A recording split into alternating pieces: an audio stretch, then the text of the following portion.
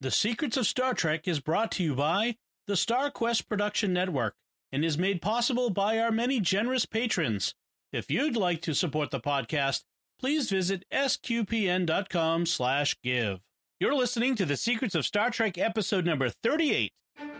Captain to bridge. Spock here. Make it so.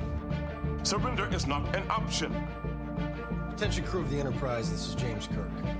We are all explorers, driven to know what's over the horizon, what's beyond our own shores. We would have helped you get home if you had asked. That's who Starfleet is. Hi, I'm Dom Bettinelli, and you're listening to The Secrets of Star Trek, where we discuss the hidden layers and deeper meanings found in all the Star Trek TV series, movies, and more. And folks, there is more all the time. And today we're discussing the latest episode of Star Trek Discovery, Light and Shadows. Joining me today on the panel, as always, are Father Corey Stika. Hi, Father Corey. Going? And Jimmy Aiken. Hi, Jimmy. Howdy, Dom. Folks, but first, before we start off, I want to remind you to like The Secrets of Star Trek on Facebook, retweet it on Twitter, leave us comments on our website or on Facebook or on Twitter. If you have not yet done so, and I don't know why you would not have yet, but if you have not done so, please subscribe.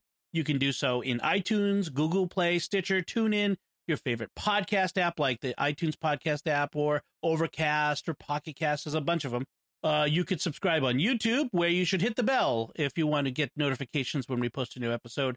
And please, above all, share the podcast with your friends. Help us grow this community of Star Trek fans. We're growing all the time, but we want to grow to reach all kinds of folks. And because the larger the community, the more fun it is, frankly. I mean, it's fun when you get a lot of people together talking about something you love, and we all love Star Trek. So let's do that. Before we do anything else, too, I do have a request. I have an ask. SQPN, that's the network that Secrets of Star Trek is part of. We need volunteers. We're a small nonprofit staffed primarily by volunteers. Father Corey is a volunteer. Jimmy's a volunteer. In fact, I'll tell you, folks, they actually donate money to their nonprofit, just right off the bat, because they believe in it. Not only are they on the show, but they donate to it, and that's dedication. And I just say that they didn't know I was going to say that, but I just say that because I want you to know that people who do this, we love it, and we're doing it out of love. But we need volunteers. We're growing so fast. We're adding new shows. Secrets of Star Trek is a new show, and we need more help to keep growing. And what we need are people, if you know audio editing, if you know how to use a website like WordPress, even just posting stuff. You don't have to maintain it or build a website. You just need how to post stuff on WordPress. We need people who can help us post on social media. We're looking for people to help us do some organization behind the scenes, like a producer almost, just to keep things organized, remind people of shows coming up. If you have the ability to help for maybe an hour a week, maybe two, whatever time you have, we're looking for help just to keep it going so we can continue to grow and bring you great new shows like Secrets of Star Trek. So if you're interested, and we'll have a conversation, this is not a commitment, send an email to help@sqpn.com. We really greatly appreciate it. All right, all the preliminaries aside, let's talk about this latest episode of The Secrets of Star Trek, this latest episode of Star Trek Discovery, which is what we're discussing. It was in space. Yes, it took place in space. Yeah. Well, and on Vulcan. So we start off with another voiceover. This has become the thing, and this is a voiceover this time from Michael Burnham. She's making a personal log, and she says... You know what I want is because all these opening monologues are overly dramatic. Yes, and or highly dramatic. I want the emotional Tilly monologue. The super serious Tilly monologue. Yeah, I'm kind of surprised they haven't done that yet. That'll be fun, actually, when we get a Tilly opening monologue. We have not yet had a Captain Pike one, which is interesting. So that's kind of an interesting. And that is kind of an interesting choice on that part. I mean, at least bringing back the kind of the opening monologue is flashing back to the other series, but we haven't had an actual Captain's log. Yeah, we have not yet had that. Although when Saru was in command, did they do that last season? They might have. I don't know. We've had personal logs, I think, too. Right. Yep. Anyway. So Burnham starts off by saying, my mother taught me the greatest mysteries come in threes: birth, life, death, the past, the present, the future. And I'm thinking, In other words, life is its own greatest mystery. Life's greatest mysteries are birth, life, and death. That's like pretty much everything. Yeah. Now, of course, as Christians, we'd say there's one more they missed. One very, very, very, very big one. The biggest Trinity. mystery, yes, that come in threes. Well, this is that's sort of a bit of a God-shaped echo in this episode. I have to say, that idea of the mysteries that come in threes, and the Trinity. We talk about God as being a mystery, and that the mystery is the Trinity. So that's an interesting idea. And then she says the past, the present, the future. And that's where the Red Angel is from. And so she says, we now have confirmation that the Red Angel is from the future. Yeah, and that was my first problem with this episode, because we got evidence last episode that the Angel is technological, because it's like a super suit. Someone is in the super suit. As Father Corey pointed out, it has a feminine silhouette. So presumably it's a woman in the super suit. I immediately, once I went back and looked at the image and saw that was correct, I sent Dom a message and said, okay, chance it's Michael Burnham in there.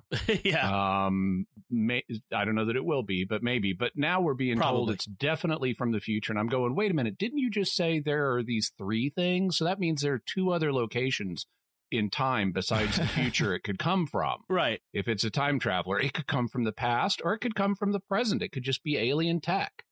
Right. Yeah. I mean, they talked about seeing the tachyon emissions, which would be, right. They needed to say, and they led to the future. Well, that's the thing is, a time traveler, like you and I have been talking about, Jimmy, recently on the Jimmy Akin's Mysterious World. The time traveler could be coming from the past or the future. And just because they show evidence of high tech doesn't necessarily mean they're from the future. There are aliens with unbelievable technology. Yeah. And even if it came from the future immediately, before then it might have come from the past. It might have just been stopping off in the future. I mean, that's what the TARDIS does. So they need to think a little more four-dimensionally. Yeah. But given that they have decided that this is that they've decided to tell us it's confirmed the future, we're just going to, have to assume that this person comes from the future. Yeah. And that's that because they said so. So unless they pull the rug out from under that later in the season. Yes, that would be kind of awkward. But, yeah. It wouldn't be the first time they've done that. Yeah, it'd be a little too come on, the unreliable narration is you have to use it sparingly in a story, or you start to get people not trusting your audience. So Burnham thinks that if Section 31 is looking for Spock, then Discovery needs to find him first. She doesn't trust Section 31, and she thinks that it has to be me. So she's taking a shuttle to Vulcan, while Discovery sticks around Kaminar, examining the residual traces of the Red Angel signal. Yeah, and just totally leaving the Kelpians in the Ba'ul to sort out their multi-generational homicidal feud among themselves. Right, exactly. Right. And we'll get to the problems with that, leaving them to their own. Toward the end of the episode, there is something Discovery does that seems to be problematic, but we'll talk about that. So there are. The Discovery, Burnham's off, heading to Vulcan. So Discovery's there and scanning this anomaly, which apparently is now there, which I didn't see last episode, but is there now. Yeah, certainly they can now see the remnants of this red signal. Yeah, apparently. And it's the extreme tachyon interface is preventing scans. So they've come up with some mumbo jumbo, some techno babble that explains that they can't scan it, so they try to get closer and get caught in a time rift. Yeah, and I don't know that it's this way presently, but it wouldn't at all surprise me. But if you read like accounts of the 1980s and 90s Star Wars writers' rooms, they would apparently write things in the script as like placeholders, where they would say, we need to tech the tech. Yes. And it was just a placeholder for insert technobabble later. Right. Some of this has that same kind of feel. And apparently Michael Okuda, who was responsible for a lot of the on-set visual effects, like the displays and that sort of stuff, he was the guy back in the Next Generation Deep Space Nine days for coming up with some of that. So, by the way, speaking of funny monosyllabic words, we have freak here as another replacement word, and also frick. Yes. And they use that to tell us that Tilly has been given instructions not to curse during business hours. And I kind of like that. I think that's a signal that they they got criticism last season for introducing cussing on Star Trek for the real world cussing on Star Trek for the first time. And so that may be another signal they're sending the fans that, okay, we've heard you, we're backing off on this. Yeah, and that would be nice. I was a little disappointed, though, if they're going to give us freak and frick, and this is a sci-fi show, they didn't give us frack. Yeah, I was going to say they missed an opportunity to kind of tip the hat to Battlestar Galactica there, but yeah. I thought that was a little odd, like to make a big deal out of Tilly saying freaking, but now that you say that, I get why they're doing that then. There's a long history of such substitutions on television. I remember when I was in college, I watched the soap opera All My Children, and they would use sweat and as a substitute. And Larry Niven, you read his older stuff, and he'll either have people saying futz, or he will have them saying, and then he said something that your editor would delete. Of course, the best for that on TV right now is The Good Place, which because they're in heaven, they can't say, they have to say fork, and I have to think of what the words are without saying the actual word. Shirt is another shirt, one. Yes, and that sort of thing. So yes, which Profanity is a great filter. Yeah, it's a great what's the word? There's a word for when you replace the words like that. Minced oaths is one way of referring to those things. Yeah, you could say that. Like, yeah. So Pike is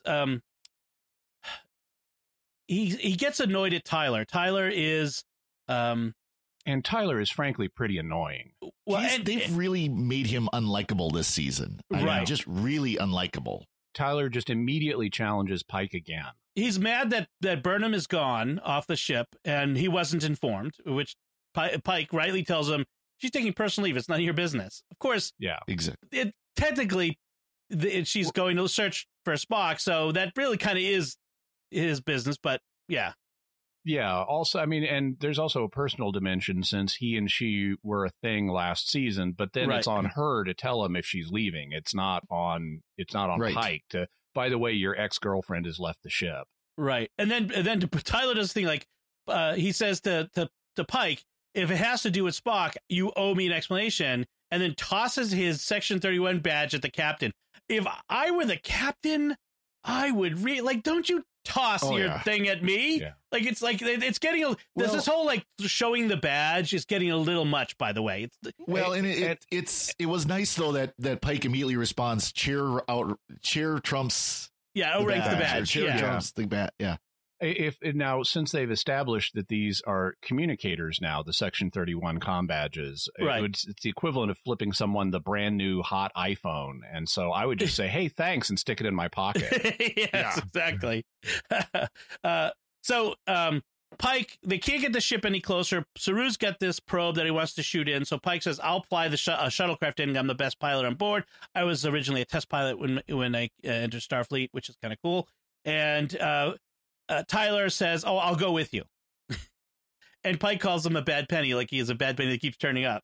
And he refers to... By the way, there's nice temporal distortions on the bridge before that. They handled them in a way we haven't quite seen before on Star Trek. And it was nice to see little time echoes. And it's a little disorienting, but you can figure out what's going on. Right. We saw that something like that in Next Gen. So it's actually kind of nice to see them continuing, like keeping continuity in that sort of special effect.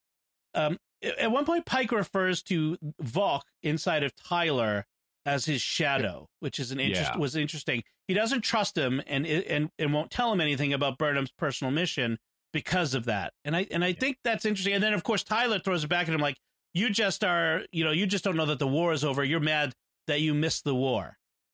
Yeah, and there's some interesting psychology that Tyler does on Pike in this. And immediately when Pike says, I'm the most qualified shuttle guy, I'm going on this mission, it's like, okay, this was okay for James T. Kirk back in the 60s, but it is totally not credible right, to have the commanding officer doing this. And initially I was annoyed that nobody was calling him on this.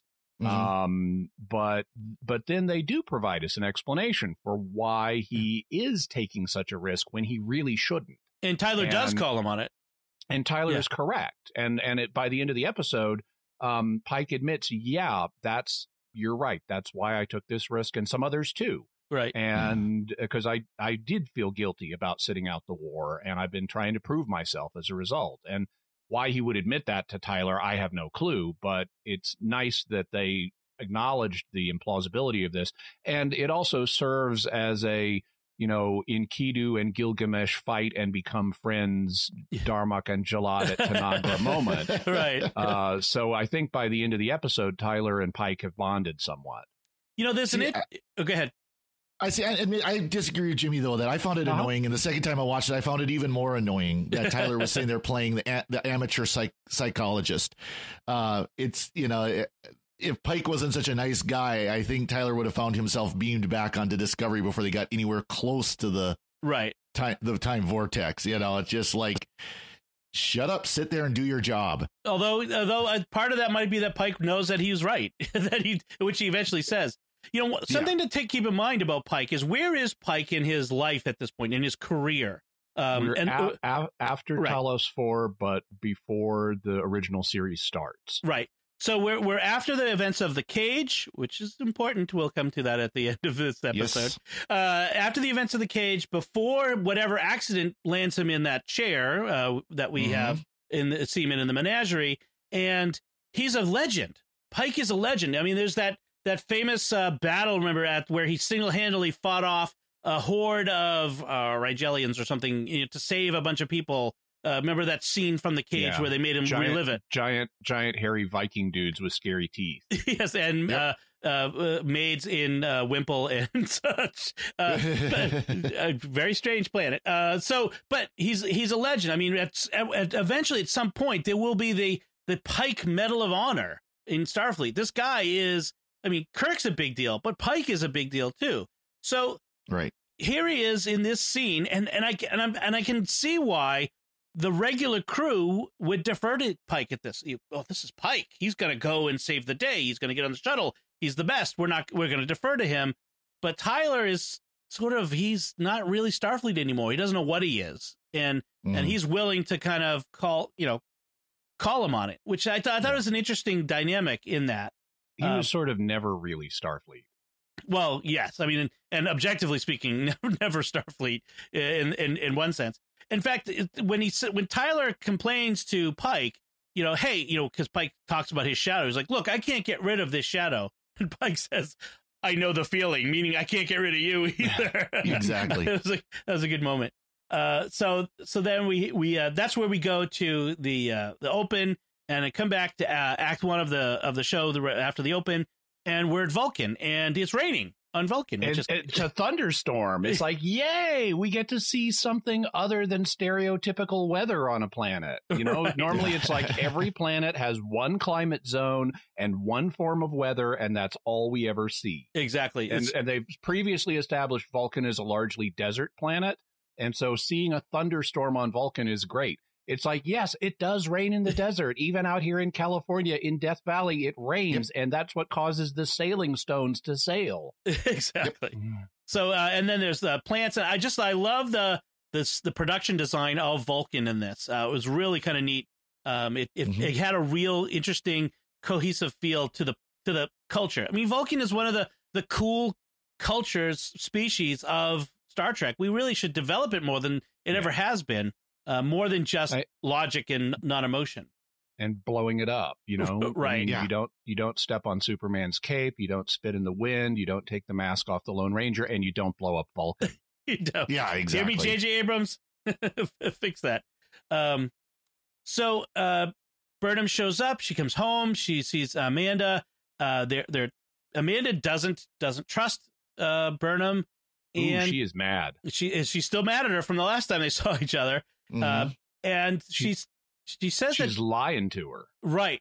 And she says that Sarek has been practicing something called Tokmar ever since Spock disappeared, which is an ancient Vulcan discipline that's believed to bring lost souls back home. Probably usually through like Vulcan telepathic ability, that sort of thing. And it's not working. And Burnham knows that Amanda knows why. She knows that she's lying. And she knows that she knows why. So then we leave them there and we switch back to Kaminar, and they're going into the time rift, and they're taking it slow because Tilly warns them they're going to get time bends if they go too fast. Right, because you got to put time in front of it. So there's an interesting moment, and it's nice for them to hang a lantern on that, because that is one of the cliches of science fiction. You hang space or time or something in front of ordinary Quantum words. And to have Tilly say everything sounds cooler when you put time in front of it. Yeah. Is like, okay, that's really meta. I like that. Yeah. Yep. So while they're launching Saru's probe, Pike sees an echo of the future where he and Tyler appear to be having a phaser battle. And so that puts him on watch. That is he going to have to take out Tyler? Does it confirm his bias? It was kind of interesting is just that they put that in there because, with stuff that's going, not to get political, but I mean, there have been issues in politics today where videos and quotes have been taken out of context. Right. And once you see the larger quote, you see that there was actually nothing there, but there was an uproar when you saw this little clip out of context. Interesting. And, kind of reminder of, you really should get the bigger context before you react. which Pike does. He doesn't let this affect him and start making him be paranoid or anything. Exactly. What this reminded me of was Babylon 5, and specifically the episode Babylon Squared from the first season, where we have the two male leads on that show. The commander and the security guy on a shuttle traveling into a temporal anomaly to meet a vanished space station. And there are slight glimpses of the future out of context that you don't know the context for. And so it reminded me a lot of Babylon Squared. Interesting. Nice. Yeah. Sheridan and Garibaldi? Sheridan and Garibaldi. Oh, good. Yep. Been a long time since I watched. Not Sinclair and Garibaldi. Sinclair. All right. The original captain. I haven't watched Babylon 5 in so long. I wasn't sure I remembered. So the shuttle does get sucked into the time rift, and the distortions make time jumbled and therefore normally impossible for Discovery to find them. But Stamets, his tardigrade DNA, which has now become an official MacGuffin, it's become like it's the all-purpose tool for fixing time-related things. It makes him immune to the effects of time distortions and may make him able to track them. And then Stamets says that beyond the event horizon of the time rift, time exists all at once. Jimmy, that sounds very interesting and familiar. Yeah, it's not. Well, they contradict it because they then say it's like a blender, which actually seems to be more like what they experience. They don't experience everything all at once. They experience a jumble of things.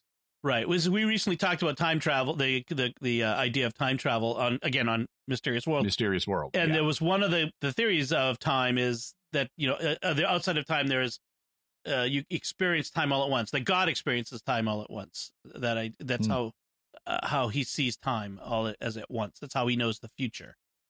I have condensed and you condensed to detriment. Thank you for not correcting me on that one. So we kind of leave them in jeopardy here while they're fixing that. And we go back to Vulcan. So that's essentially how this episode is going to go. We get two places and we're going to jump back and forth.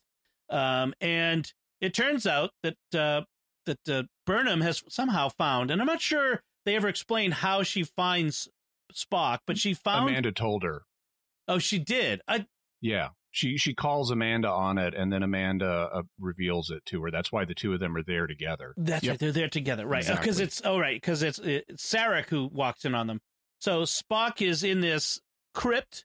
It's a Katra crypt where Katras are stored. Go see Star Trek: The Search for Spock for more on that. They say Katra stones are there. So, and that's what's blocking Sarek's telepathic contact with Spock. Right. By the way, mental interference. Real quick before I forget, there's another link to Search for Spock in this. What's that? They said that Spock's shuttle was found in the Mutara sector. Yeah. Which also later became the location of the Genesis planet. Right. Which is where Spock is reborn. Yeah, yep. I wondered if they may go anywhere with that. My suspicion is that it's just a throwaway nod. Yeah, that's just a wink to the fans, probably more than anything else. Yeah, I mean, that's essentially what this whole season is a search for Spock. I mean, in about 30 years, they're going to redo all of this again. Yeah. What I really liked is, so Spock is in the temple and he's trying to control a mental freak out he's having. And the way he's doing it is by reciting the fundamental laws of logic. And it's like, this was a real treat for me because my academic training is in philosophy. I mean, I've had courses in both informal logic and formal logic, and what he's doing, what he's muttering there is real. Right. It's based on real logic and real philosophy of logic. And it was a lot of fun for me. He's talking about the difference between inductive and deductive arguments, and he's wrestling in his mutterings with the problem of induction, which is a classic problem in philosophy. An inductive argument is where you say, okay, well, this swan was white and that swan was white and every other swan I've seen is white. So that supports the conclusion that all swans are white, but it doesn't prove it because there could be a black swan out there. Right. And so inductive arguments never give you conclusive proof the way deductive arguments do. Right. And there's like a famous problem. There's a 20th century philosopher named Goodman who posed a problem of the Grue emeralds. And the idea is, we see emeralds as green, but maybe they really, instead of having the property of being green, they have the property of being Grue, which is being green up to a certain point in time and then all changing to become blue. And the evidence for the inductive evidence for emeralds being green is identical to the evidence for emeralds being Grue. And so I was just waiting for Spock to mention the Grue emeralds, but he never did. Well, I was waiting for him to mention. You can never prove a negative. Right. Because you can come up with all the cases in the world of why this doesn't happen, but all you have to find is one case where it does happen. I was waiting for him to mention T'Plana Hoth, which is, if you remember from Voyage Home, when he's being tested after his Katra is reunited to his body, he's got the testing dome and he's asked like all these questions of logic and science all at once. And I always remember the name. I don't remember what the question was. I remember the name T'Plana Hoth as the answer. So in case I ever get asked that in a Vulcan SAT, I'm ready. I missed something real quick. That's the scene from Star Trek of the Voyage Home. That's from the Voyage Home at the beginning of it when Spock's being tested. My favorite thing from that is it's named so and so's first law of metaphysics, and the answer is nothing that is unreal exists. And it's like, yep, that's a good candidate for a first law of metaphysics. Yeah, exactly.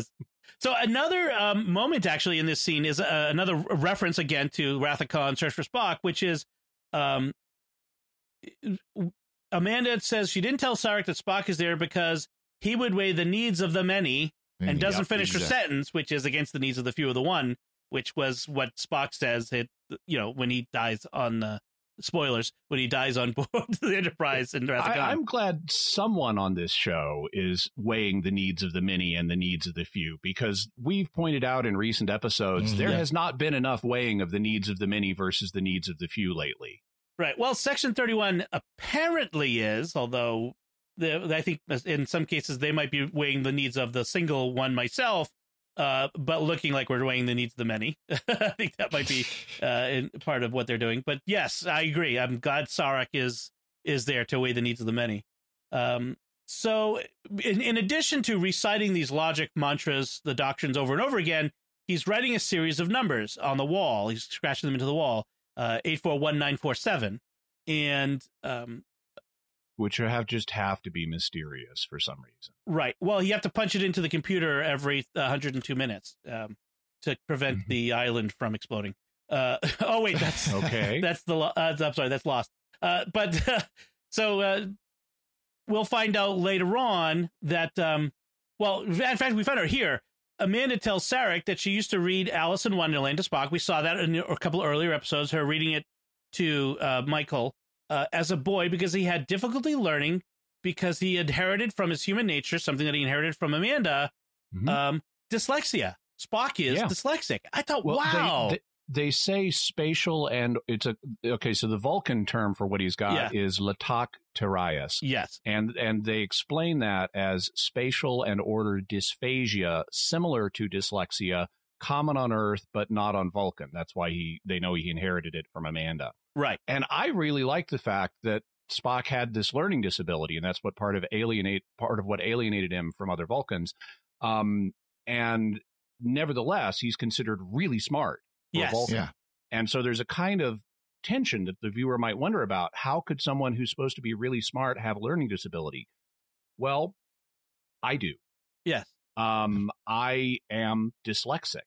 And when I was a kid, I did not start reading the way other kids did. It was harder for me. And this was the early 70s, and they put me on a special pre-computer machine to help me learn to read. And by the time I was in 5th grade, I was reading on an 8th grade level. But early on, and I still have the effects of it, but early on, I had a learning disability, but people generally seem to think I'm pretty bright. And so that rang true for me with Spock. It also didn't hurt that Mr. Spock was my role model when I was a kid. Well, I think it's great for kids who have learning disabilities to see someone like Spock, that he's brilliant and overcame his disability. What are you going to say, Father Corey? The thing I see, though, is, and I don't think this, but I can see some fans definitely saying, okay, really, this is just going way too far. First of all, you made our favorite character from the original series insane. Yeah. And then now he's also got a learning disability. I mean, really? Can you quit this already? Can you quit beating up our favorite character? I could see some fans saying that. I mean, I'm not saying I agree with that, but I can hear some fans already screaming, "Leave Spock alone." Are you just going to kill him off next and forget anything happened after that? I have to say, I mean, there is a little merit to that, which is, I'm afraid of we have the one character from our favorite series that started it all that's in this series. And they just keep using him as a tool to up the drama. And so far, he hasn't been in and of himself. He's been a MacGuffin. He hasn't been in and of himself important. He hasn't done really anything yet. And that does bug me a little bit. So I agree with that part a little bit. At least they're making progress with this plot line. They didn't wait until the final 2 or 3 episodes to finally show Spock on screen. But they did wait to the midpoint of the series, almost literally. If I was, that's a reasonable choice for writers. I mean, you don't want them to be found immediately, but you also don't want it to go on for too long. And it's kind of a judgment call about exactly when do you. I think one thing that'll happen is in binge watching this in the future, I noticed there are certain series that are better binged than doing it week to week. Yeah, I actually think The Good Place is an example of that. In the current season, The Good Place, watching it week to week, there were a few weeks where they were in a particular story arc I thought was a little slow. But then when I watched it in binge form with a friend, it's like, oh, we saw this in 2 hours. It was fine. Yeah, exactly. Yeah. That's an interesting change in how TV is created and enjoyed. Yeah. So Sarek wants Burnham to bring Spock to Leland because he says Section 31 is motivated to heal Spock in order to get the information he has about the Red Angel, which is unusually naive of Sarek, I think. And on the other hand, I love his bit about you're going to destroy Spock and you're going to destroy yourself, Michael, if you don't do something. Yes. Again. And he's right. I love I refuse to lose both of my children on the same day. And he gets visibly emotional there. Yeah. Which means that's a big deal. Well, and it was interesting, too. You contrast him with Amanda in this scene because as he's walking in, she says, that as the wife of the ambassador, I have the legal authority to, keep Spock from you. And of course, he walks in and says, unless the ambassador disagrees. But then she turns around and he's quoting his authority on her and says, well, I don't live under your authority. I'm your wife. Amanda, you just quoted his authority. Yeah, you do. But it's interesting, though. It is interesting, though, because you see Sarek as the example of the logic, the Vulcan logical mind, and Amanda as the illogical, emotional human. Right. And there's I like that contrast between the two of them. Yeah. I liked, and he's right. I mean, she has no ability to invoke diplomatic immunity without his consent. Right. So on that, she does have to depend on his authority. That's the source of her authority for diplomatic immunity, is his status as ambassador. Right. But what I love is watching a Vulcan spousal, argument. Exactly. It's like, we haven't seen this before. This is cool. And I like how both of them, have valid points of view, and they're going at each other, and they're not screaming, because that's not the Vulcan way. But that's the equivalent of what we're seeing here. Yeah, right. What you see from Sarek was literally him yelling, at least, again, as Vulcans would do. Well, it would be like a human married to a Klingon. You know what I mean? Like that level of, can you imagine having a Klingon woman coming at you like that? That much emotion Amanda was showing was equivalent to a Klingon woman showing emotion to her human husband. Exactly. Which, so B'Elanna Torres' dad, I mean, I could kind of, feel some sympathy for him. I mean, he made that bed, but so we're back to so Burnham is going to bring Spock back to Section 31. That's how we end that. By the way, before we close that out, we didn't mention that how Amanda found Spock, because the previous thing we've seen with her is, I'm going to go find him, and it turns out he came to her. So they just mentioned that in a line of dialogue. Spock came to her because he's locked in a logic loop, and he clearly needs to be rebooted. Right. So we jump back to the shuttle over Kaminar in the Time Rift, and Tyler and Pike are in the shuttle, and the probe comes back, but it's had an upgrade.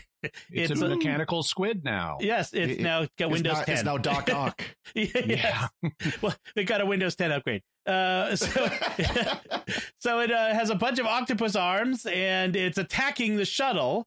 And meanwhile, Tyler accuses Pike of wanting to make up for missing the war by putting himself in a dangerous, near suicidal situation, which is, not necessarily wrong. Mm-hmm. But we don't really advance much more beyond that little battle there. Before we have the Act 3, we have the third part of the show, and we jump back to Burnham showing up with Spock to the Section 31 ships. More of these cool, I gotta say, they're cool looking little starships that Section 31 has. Yeah, and it's more Babylon 5 echoes, because these are like the Black Omega Psychor Raiders. So Section 31 really feels like Psychor from Babylon 5 in this series. Yeah, that's true. Including their outfits and everything with the leather jackets and things like that. Although the special insignia. On the original Section 31 and Deep Space Nine, they were already in black with the black insignia. So, but even then, people said DS9 was a ripoff of Babylon 5, so that's not really much of an argument. Leland comes across as helpful and sympathetic to Spock and Burnham, which immediately sets off your warning signs that this is something underhanded is going on, because this is Section 31, and we know that they're underhanded. And then he says, "We'll take care of Spock. He's in good hands, but you're not allowed to stay on board the ship. You should go rest on Starbase 23." Like, seriously? Get out. Just lock me in a room. I mean, like I can't even be on the ship. That's very suspicious. And to confirm her suspicions, Giorgio comes out of the shadows and says, "Guess what? He's lying to you." Right. And so far in this season, Giorgio has never lied to Burnham. And she came around and said that last time. And it's true. She has not yet lied to her. She was even bluntly honest about, Leland's just doing his job. He's a soldier. He does what he needs to do. He's a stooge for the higher ups. I'm in this for myself. Right. This works out for me. You get Spock out, you're good to go. You get Spock out, I get a benefit too. Right. She gets the one up on Leland and get more powerful in Section 31. Yeah. So she tells Michael that the machine that Leland said is going to repair Spock's neural pathways is actually a memory extractor that will destroy his mind. And which sounds a lot like the memory sifter of the Mirror Universe, doesn't it? Mm-hmm. We've seen similar technologies. Romulans have something like that in the Deep Space Nine era. Right. However, I wonder if Giorgio had a hand in making this one. Yeah, I was gonna say. I mean, at a minimum, she would know what it is then, just because she's used them. Right. Mm-hmm. Right. So, by the way, I love a little bit of dialogue business that that Giorgio and Michael have, where Giorgio is like, "Ooh, you manipulated your mother. I so wish I had the chance to do that to mine. If only she'd lived longer." And Michael asks if she killed her own mother, and she says, "It's all a blur." yeah. Man, I love Michelle Yeoh in this. I mean, she has just been so great. I just think she's fantastic. She's been great as in the dialogue and everything, and of course the scene where Michael escapes, quote unquote. Yeah, that's great. So she's disabled the security cams or the security network for like 60 seconds, and that only. It's going to kick back on in a few seconds. And so she tells her, "You need to attack me now." And Michael totally does. no hesitation. So what are you going to? Yeah. Make it look good. Okay. Wham. Yeah, exactly. Although, I'm sorry. The act, I can't remember the actress name who plays Michael, but taking out, we've said this before, taking out Michelle Yeoh. Martin Green. Yeah. I don't know by it. Michelle Yeoh is the best. But it was an impressively choreographed scene. Yes, it was. Yeah. That was a well done fight scene. Yes, I have to agree. I also love during part of the escape. You know, they switched to using phasers, and Giorgio shoots at Michael and misses, but comes really close. And Michael looks back at her like, "What are you doing?" And she just Giorgio just shrugs. It's like, I have to make this look good. Exactly. She kind of grazes her shirt, a little bit, and it's like, what are you doing? So and then she escapes with Spock, and then meanwhile back at Discovery, in the shuttle, Stamets realizes that he needs to be the one to transport the shuttle to fly it out. To jump back a little bit, I forgot to mention, Pike came up with this idea of dumping fuel and igniting it every once in a while as sort of a flare to alert Discovery to where they are, to help them find them, which is what Stamets eventually and Tilly eventually use. So Pike now realizes that the probe that's now been upgraded has traveled 500 years into the future and was modified. Nice modification. One of the probe arms gets inside and attacks Tyler, and that's what Pike had seen earlier, that he thought he was in a battle with Tyler. It turned out he was about to shoot the probe that had Tyler in its grip. And it was interesting too, where Tyler switches over to Klingon when he's at that moment. He's not speaking Klingon. That's right, under stress. And because of the decontextualization of the original vision, you don't realize it's not Pike attacking Tyler, it's Pike helping Tyler. Exactly. Right. Just like in Babylon 5, the flash forward of G'Kar strangling Londo is not G'Kar trying to hurt Londo, it's G'Kar trying to save Londo. Yep. Right. By killing him, admittedly. Right. And again, this is where, anything like this, you got to have the context. You got to have the wider understanding of what's going on. Exactly. And so the severed probe arm then it embeds itself in the control console, where it starts to suck up all the data in the computer. And meanwhile, Stamets beams over from Discovery into the time rift because plot. Because he's the only one who can navigate through it to get them free of the anomaly. But the probe starts to pull them back in. Every time I get out, they start pulling me back in, as the Godfather says. And they are beamed out of the shuttle as it self-destructs. But then the cyborg crew member, whose name I can never remember, Commander Ariam, thank you. I will eventually remember. She gets a virus from the probe embedded in her, which is the danger of. And so now we have, is the first android member of Starfleet not Data, or she's a cyborg? She's not android. She's. I think they're implying that she's part biological. She's a cyborg. She's a transhuman of whatever species she's originally part of. I wonder if she's like a proto Borg. Interesting. So now that the shuttle has exploded, it has destabilized the time rift, and it's going to create a time tsunami, because which is cooler than it really is. Yeah. So they jump ahead just ahead of it and save themselves from the disaster of getting caught in a time tsunami. What about Kaminar? Yeah, that was my thought too. So what happened to the planet? Does this affect the planet at all? Yeah, Saru seems unconcerned. So maybe he knows something we don't. Maybe we'll get some time ripples on Kaminar. That'll be about it. And there are ways they could finesse that, but the point is they don't. Right.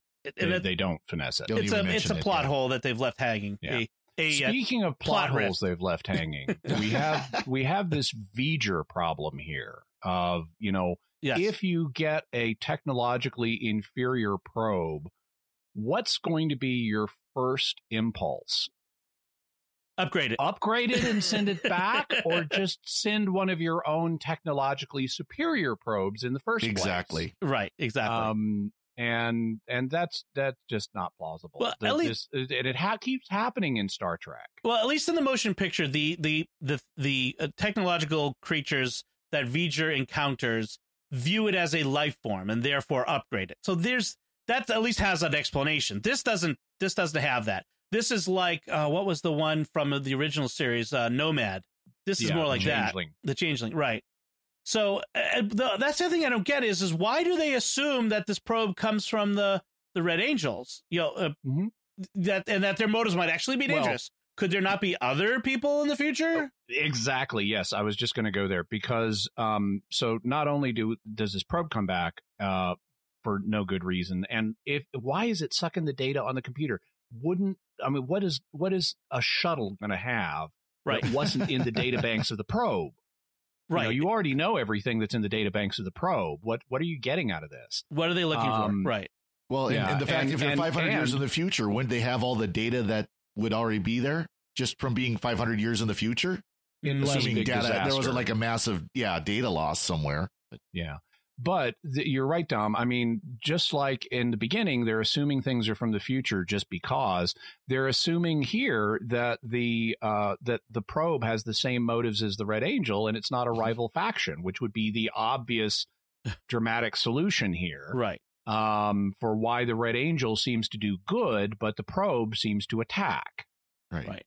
So, which brought up the question for me: are we going to see, and probably not, but are we going to see a resurgence of the temporal Cold War from Enterprise? I've been worried about that, and I really hope not, because that was the worst thing about Enterprise. Yes. Well, that's what hurt Enterprise, in my opinion. But we may get a temporal Cold or Hot War, but I don't think it's going to be the same one. That would be preferable. Yeah. So also with all this 500 years in the future business now, we may be linking up to the short trek Calypso, where we saw the Discovery 1,000 years in the future. That's a very good point. It's interesting.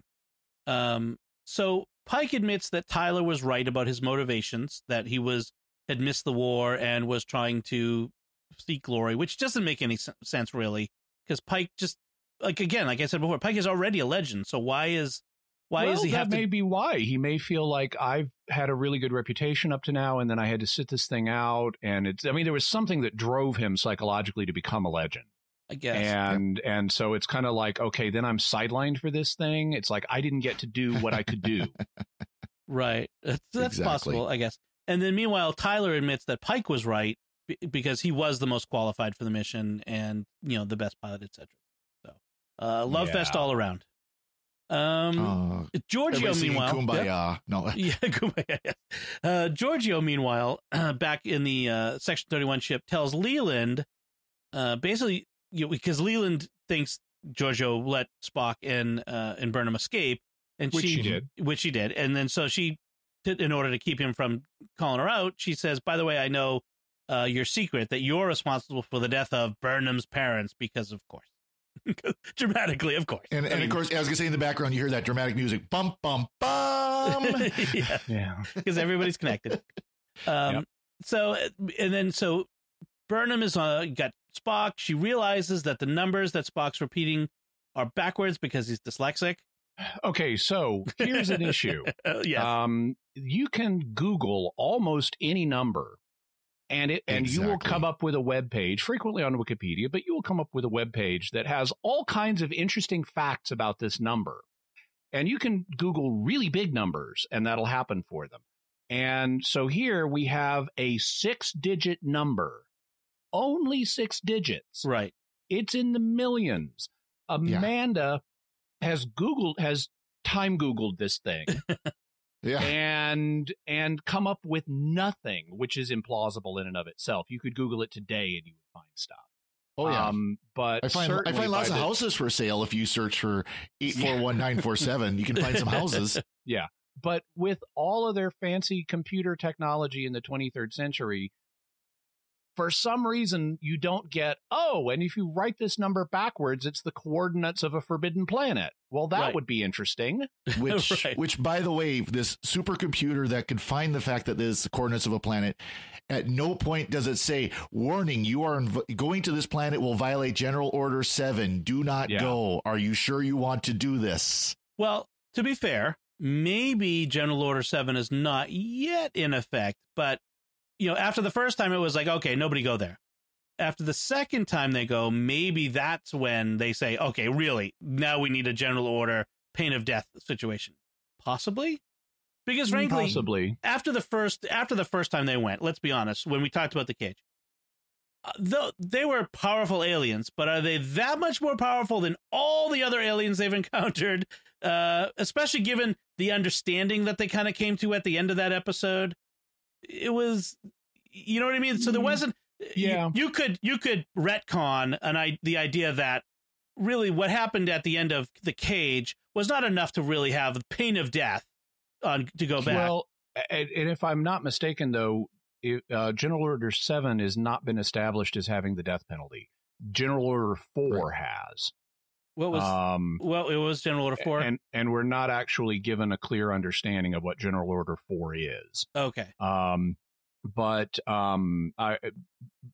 still, it's very serious. Do not approach this planet under any circumstances. And actually, that would have been.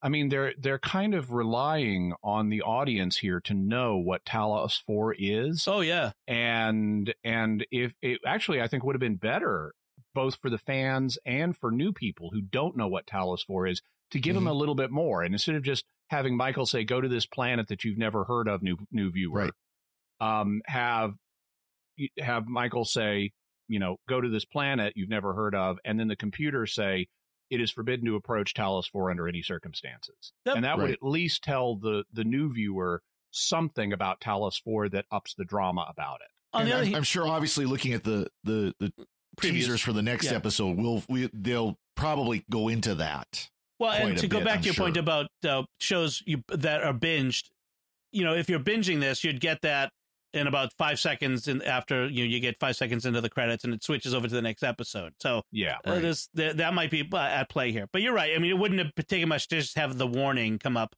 on the computer. Even just to have where the computer didn't say anything, even if there's just like a red warning sign at the bottom of the screen. Yeah.